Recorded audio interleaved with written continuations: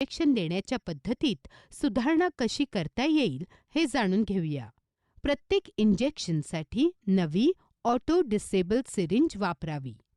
BCG, MR आणि JE लसींची प्रत्येक व्हायल रिकॉन्स्टिट्यूट करताना नवीन 5 मिलीलिटरची डिस्पोजेबल सिरिंज आणि नीडल वापरावी.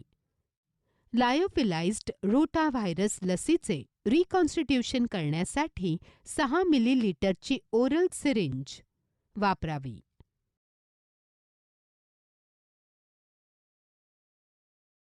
इंजेक्शन सुरक्षिततेविषयी अधिक माहिती जाणून घेण्यासाठी प्रत्येक टप्प्यावर क्लिक करा.